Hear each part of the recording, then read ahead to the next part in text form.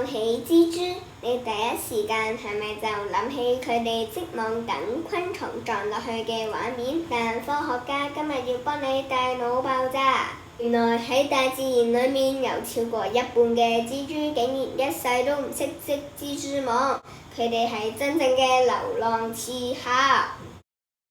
歡迎嚟到大腦爆炸實驗室，仲未訂閱嘅新朋友記得先撳下訂閱支持我，我哋即刻用科學拆解。呢一類唔識織網嘅蜘蛛，科學家叫佢哋做游獵型蜘蛛。最出名嘅代表就係我哋屋企成日見到嘅跳蛛，或者荒野裏面嘅狼蛛。佢哋唔識織網，因為佢哋根本唔需要。呢班刺客擁有超級無敵嘅視力，同埋好似獅子老虎一樣有強壯嘅大腿，一見到獵物就會直接衝過去撲殺。不過神奇嘅係，呢班刺客雖然唔識織網，但係佢哋屁股一樣會噴出蜘蛛絲。原來呢啲絲亦有3個超級瘋狂嘅神級用途。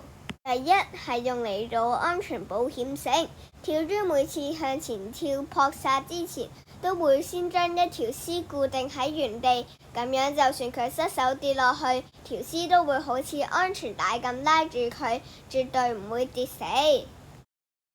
第二係用嚟幫蜘蛛 BB 整 BB 溫室，狼蛛媽媽會用最軟同埋最暖嘅蜘蛛絲織成一個大網，將所有蛋包喺裡面，然後日日孭喺屁股度帶佢哋去旅行，保護力100分。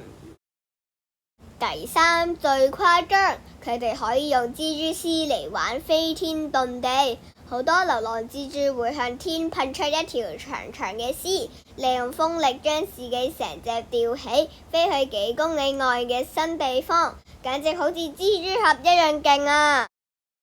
下一集拍咩？我而家已經有幾個超瘋狂嘅冷知識準備緊啦！如果你哋都有想知嘅秘密，亦可以快啲喺下面留言話我知，等我參考下。